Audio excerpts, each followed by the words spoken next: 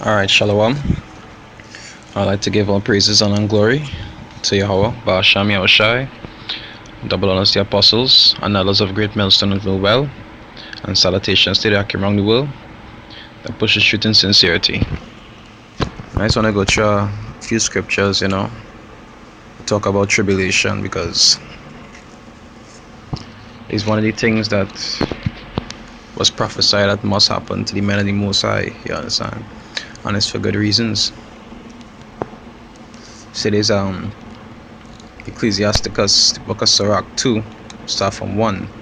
It says, "My son, if thou come to serve the Lord, prepare thy soul for temptation. It says, set thy heart aright, and continually endure, and make not haste in the time of trouble."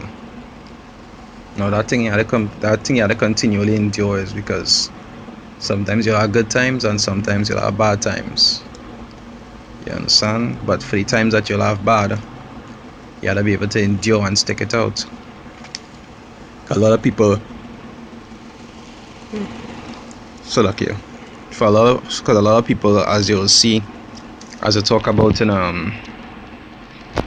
as in Mark. I'm trying to make this video too long.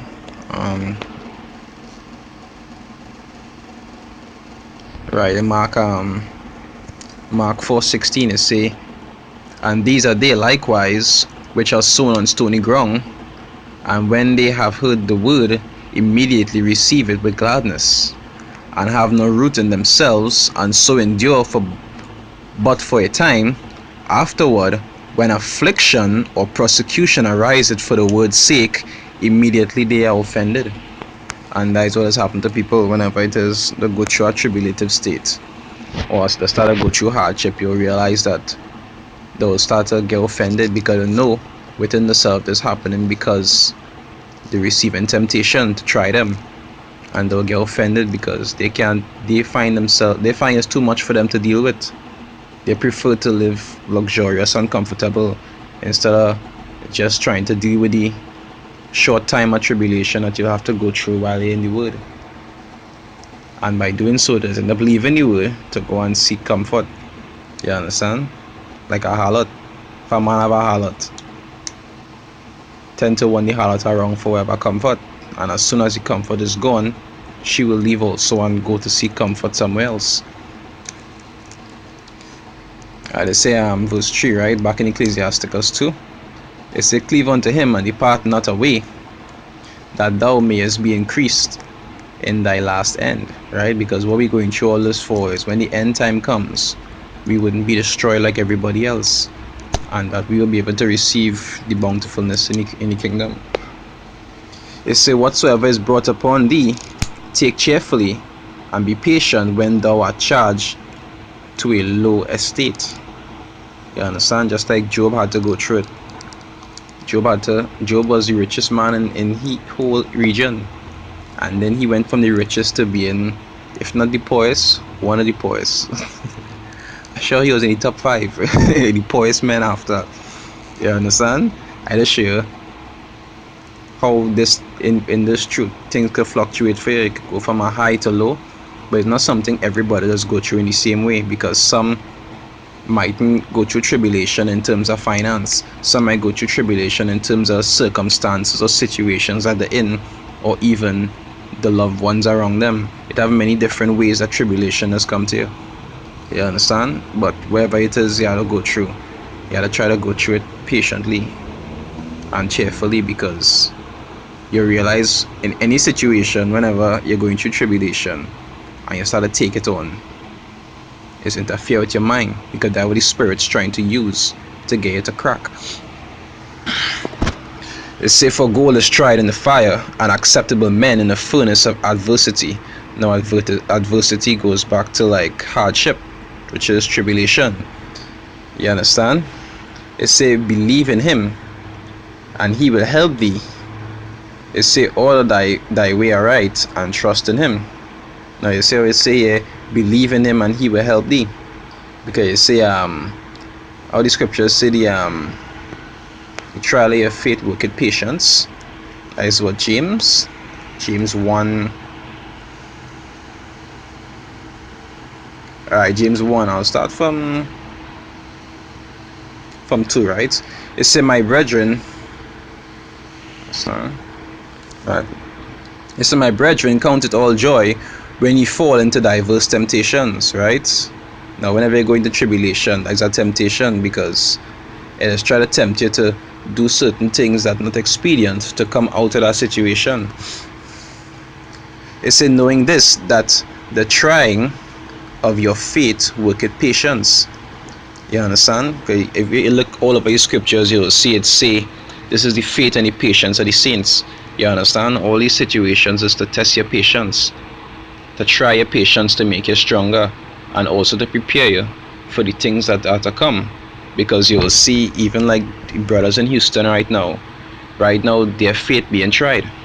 You understand? Right now is when their patience now had to be manifest, because the kind of things that are going on across there, and not only across there, but it had brothers in other places of the world where it had real serious things going on, things like martial law, things like famine, all these different things going on in different places. It didn't reach my country yet in a big way. I live in Trinidad. It didn't reach my country yet in a big way to say, well, you know that it's going on like how it's going on in Venezuela or in Colombia, in those places, but eventually it will reach here too. So all now, for the brothers who have the time, it's supposed to be trying to build your patience and your faith, so when that time does come, you could be able to deal with things like that.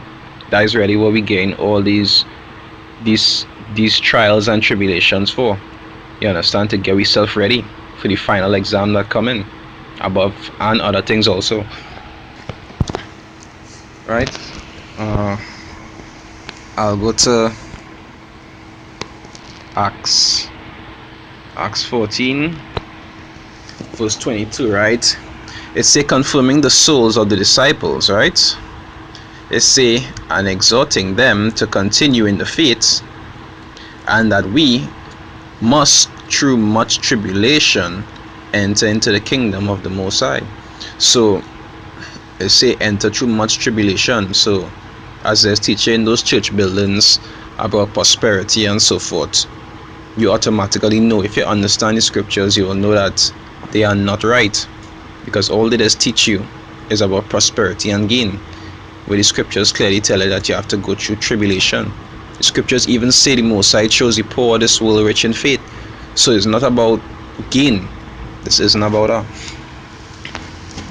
And sometimes you'll have to go through this tribulation to try your spirit, so the Most High would know if you're for him or no.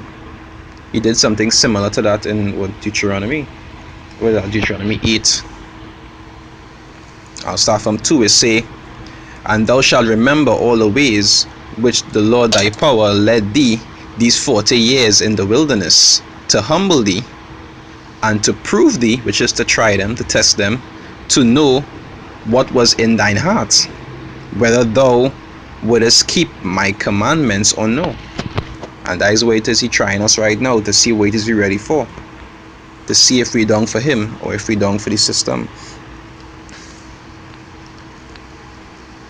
There is 1 Peter 4 verse 12, right? So I'll start from 12.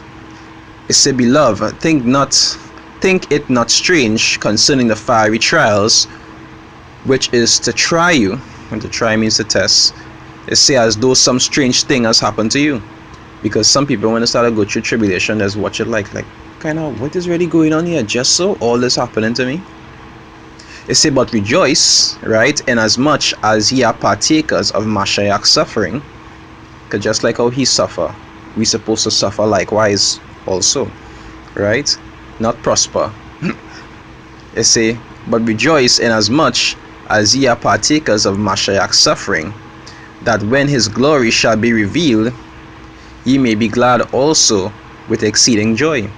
You understand? That is why men of understanding know that the 2/3, the ones who don't care about the Most High or try to live according to his will, would not receive the bountifulness that the election would obtain, because they didn't want to suffer or go through that hardship. They didn't want to put in that work, you understand, to be what the Most High want them to be. Because that wouldn't be fair. If a man live his whole life dedicated to the Most High, and putting in the work, you're not expecting them to receive the same reward as somebody who didn't care the whole life. You understand? Today's 1 Thessalonians 3 verse 4. It says, for verily, I say, when we were with you, we told you before that we should suffer tribulation. And there's something that they used to actually teach. When the prophets used to go around teaching, they used to teach the correct thing back then, not like these false prophets that have now. I read it over. It says, for verily, when we were with you, we told you before that we should suffer tribulation, even as it came to pass, and ye know. So there's something that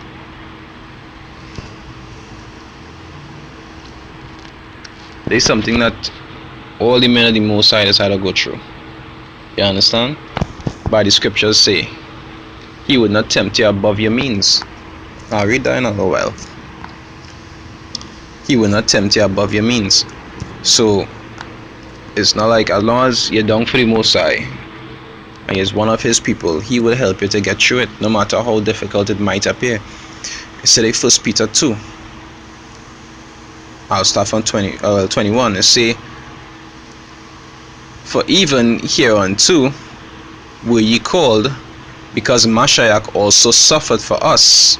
It say, leaving us an example that ye should follow His steps.